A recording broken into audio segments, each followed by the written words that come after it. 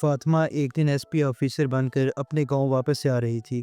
اس کے دل میں خوشی کی لہر دوڑ رہی تھی کیونکہ برسوں کی محنت اور جدوجہد آج رنگ لے آئی تھی۔ یہ غریب گھرانے کی بیٹی جس نے ہمت اور جنون کے ساتھ مقابلے کا امتحان پاس کیا اور ایس پی بن گئی۔ اس کی آنکھوں میں آنسو تھے لیکن وہ خوشی کے تھے۔ اس نے اپنے والدین کو ابھی تک نہیں بتایا تھا کہ وہ ایس پی آفیسر بن چکی ہے۔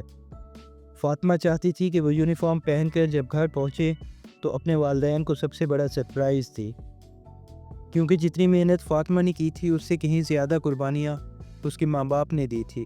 انہوں نے مزدوری کر کے بیٹی کو پڑھایا، خود پرانے کپڑوں میں گزارا کیا، لیکن کبھی فاطمہ کو کسی چیز کی کمی محسوس نہیں ہونے دی۔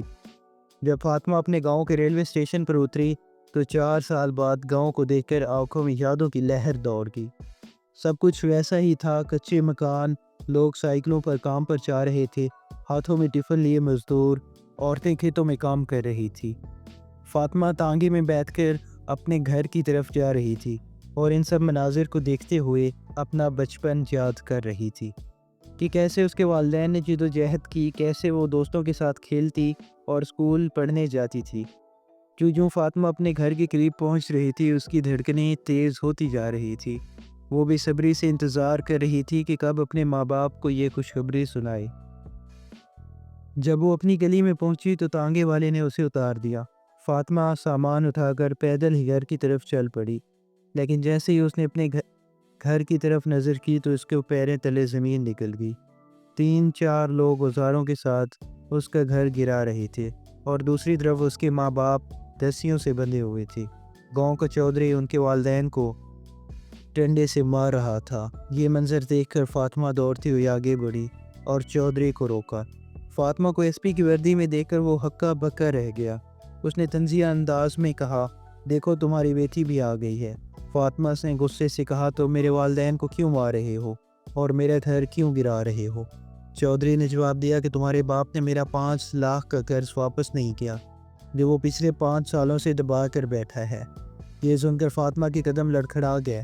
اس نے والدین سے پوچھا، آپ نے 5 لاکھ کا قرض کیوں لیا تھا؟ تب چودھری بولا، یہ قرض تو تمہیں پڑھانے کے لیے لیا گیا تھا۔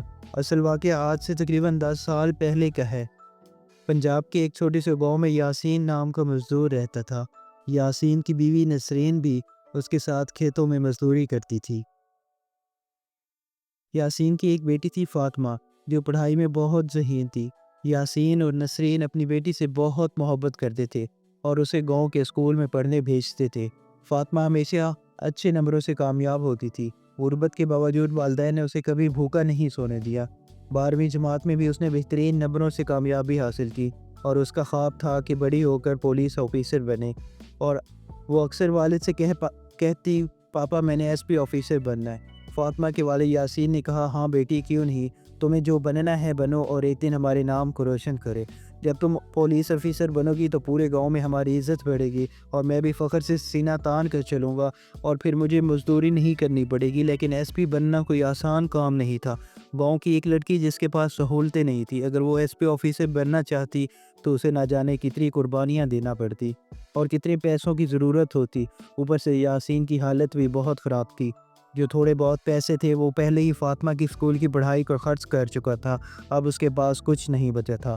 فاطمہ نے کہا، پاپا مجھے ایس پی بننے کے لیے لاہور جانا ہوگا، وہاں جا کر مجھے مقابلے کے امتحان کی تیاری کرنا ہوگی جس پر بہت خرچ آتا ہے، اور رہائش و کھانے پینے کا خرچ بھی الگ ہے۔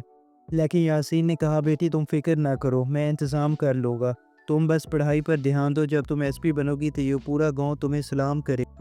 لیکن دوستو، اس گاؤں کے لوگ بہت تنگ نظر تھے۔ گاؤں کا چودھری لڑکیوں کو پڑھنے لکھنے سے روکتا تھا۔ وہ چاہتا ہی نہیں تھا کہ گاؤں کی بیٹیاں تعلیم حاصل کریں۔ یا فاطمہ 12ویں جماعت تک پڑھ رہی تھی تو چودھری نے کئی بار رکاوٹیں ڈالی، کیونکہ فاطمہ کو دیکھ کر دوسری لڑکیاں بھی پڑھائی کا شوق ظاہر کرنے لگتی تھی۔ لیکن جیسے تیسے فاطمہ نے 12ویں مکمل کر لی۔ اب گاؤں کے لوگ یاسین اور نسرین کو تنگ کرنے لگے اور کہنے لگے کہ بیٹی کی پڑھائی بند کرو، کیونکہ اگر تمہاری بیٹی آگے پڑھی تو ہماری بچیاں بھی ضد کرے گی۔ تمہاری بیٹی پڑھ لے کر کیا کرے گی؟ آخرکار اسے گھر کے ہی کام کاج کرنا ہے اور چولہا چوکا ہی سنبھالنا ہے۔ اب تم شادی کر دو، کیونکہ لڑکی کی عمر بھی زیادہ ہو گئی ہے۔ دوستوں، گاؤں میں تو چھوٹی چھوٹی بچیوں کی شادیاں کر دی جاتی تھی اور فاطمہ 17 سال کی تھی۔ لوگ طنز کرتے تھے، کتنی بڑی ہو گئی ہے۔ پھر بھی اسکول جاتی ہے۔ اس کے لیے یہ شرمناک بات تھی۔ لیکن یاسین اور نسرین کی سوچ مختلف تھی۔ ان کی صرف ایک ہی بیٹی تھی اور وہ چاہتے تھے کہ فاطمہ پڑھ لے کر ان کا سہارا بنے۔ گاؤں میں آئے دن جھگڑے ہوتے اور ان کو ذلت سہنا پڑتی، اس لیے فاطمہ نے فیصلہ کیا کہ وہ لاہور جا کر اپنی پڑھائی جاری رکھے گی۔ یاسین نے بیٹی کی بات مان لی اور کہا جا اور اب واپس آنا تو ایس پی آفیسر بن کر آنا، پیسوں کی فکر نہ کرنا، میں انتظام کر لوں گا۔ لیکن فاطمہ سوچ میں پڑ گئی کہ آخر والد یہ سب پیسے کہاں سے لائیں گے۔ اگلے ہی دن یاسین نے فاطمہ کو 1 لاکھ روپے دیے اور کہا یہ لو بیٹی، یہ تمہاری آگے کی پڑھائی کے لیے ہیں۔ ان پیسوں سے تم اپنی تیاری مکمل کرنا اور ایک دن ایس پی آفیسر بن کر لوٹنا۔ فاطمہ نے حیران ہو کر پوچھا کہ آپ کے پاس اتنے پیسے کہاں سے آئے؟ تو یاسین نے اسے رقم دے دی اور کہا کہ بیٹی تم فکر نہ کرو، یہ پہلے سے میرے پاس ہے، تم بس پڑھائی پر توجہ دو۔ باپ کی قسم کے آگے فاطمہ خاموش ہو گئی اور لاہور روانہ ہو گئی۔ ادھر یاسین اور نسرین مزدوری کرتے رہے اور اپنا گزارا چلاتے رہے۔ لاہور پہنچ کر فاطمہ کے لیے سب کچھ نیا تھا۔ اتنے بڑے شہر میں رہنا اور پڑھائی کرنا بہت مشکل تھا۔ شروع میں کئی مسائل آئے اور لوگ اس کا مذاق اڑاتے کہ یہ گاؤں کی لڑکی ایس پی آفیسر بنے گی۔ شرم کی بات ہے، گاؤں کی بچیاں بھی اب مقابلے کے امتحان کی تیاری کریں گی، اس کا خوب مذاق بنتا۔ لیکن اس مشکل وقت میں اس کی ایک دوست بن گئی جس کا نام نادیہ تھا۔ وہ بھی ایک چھوٹے شہر سے لاہور آئی تھی تیاری کرنے۔ نادیہ نے فاطمہ کا ساتھ دیا، رہائش ڈھونڈنے میں مدد کی، کوچنگ سینٹر دلایا اور فارم بھرنے اور امتحان کے نظام کے بارے میں سمجھایا۔ اس کے بعد فاطمہ نے پوری لگن سے پڑھائی شروع کی، راتوں کی نیندیں قربان کر دی، کھانے پینے کی پرواہ نہ کی اور ڈسپلن کے ساتھ محنت جاری رکھی۔ اس کے چند ہی دوست تھے اور وہ بھی صرف پڑھائی کے حوالے سے۔ کبھی کبھار ہفتے یا 10 دن میں ایک بار فاطمہ اپنے والدین سے گاؤں کی ایس ٹی ڈی بورڈ سے بات کر لیتی تھی۔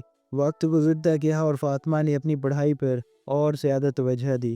پھر ایک دن کے بعد ایک امتحانات ہوئے۔ سب سے پہلے ابتدائی امتحان تھا جس میں فاطمہ اچھے نمبروں سے کامیاب ہوئی۔ اس کے بعد سول سروس کا امتحان تھا جو بہت مشکل تھا، لیکن فاطمہ نے ہمت اور محنت سے سب رکاوٹیں عبور کر لیں۔ فاطمہ کا مقصد صرف ایک ہی تھا کہ وہ ایس پی آفیسر بنے۔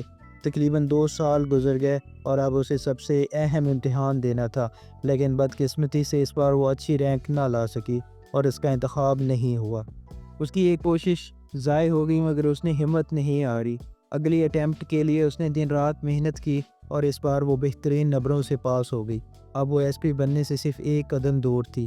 اسے اپنے والدین سے دور رہتے ہوئے 4 سال ہو چکے تھے، کیونکہ اس کے والدین نے اسے کہا تھا کہ اب گاؤں تب ہی واپس آنا جب تم ایس پی آفیسر بن کر آؤ۔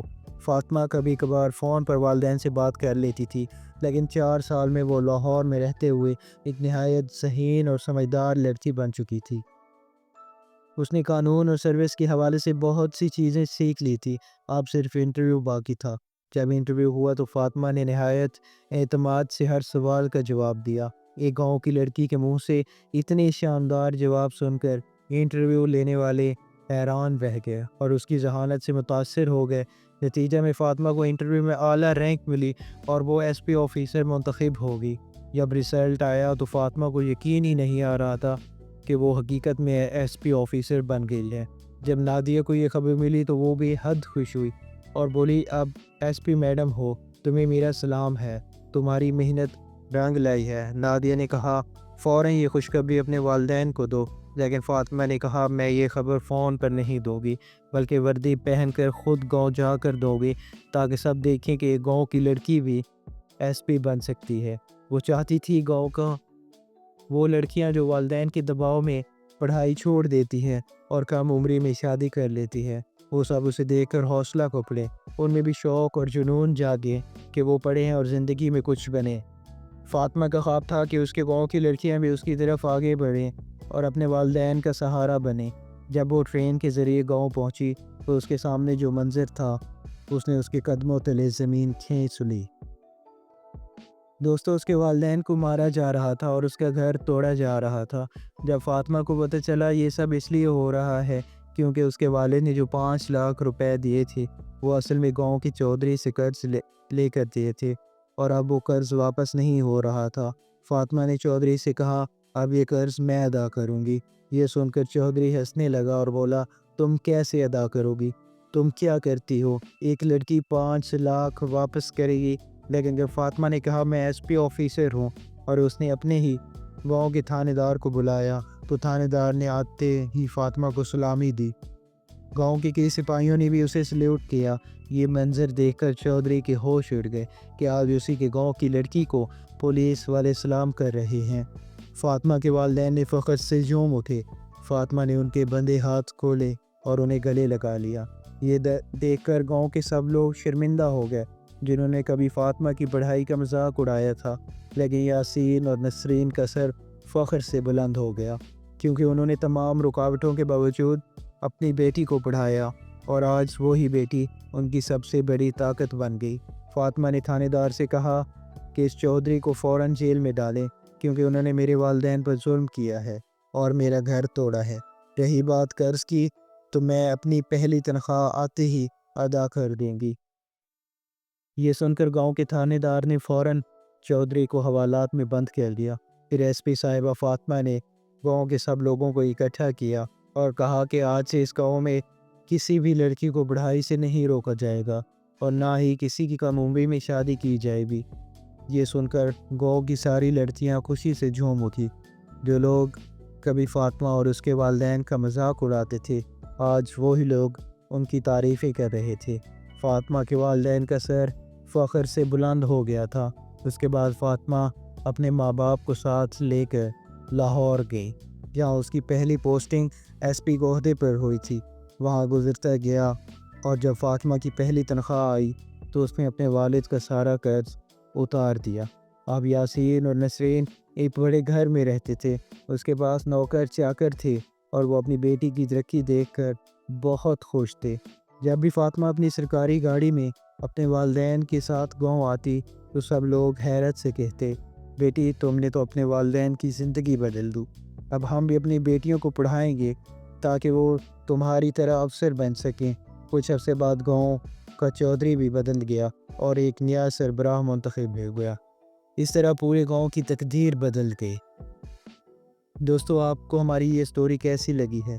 اگر سٹوری اچھی لگی ہے تو ہم اس چینل کو سبسکرائب کر دیں اور سٹوری کو لائک کر دیں۔ شکریہ۔ اللہ حافظ۔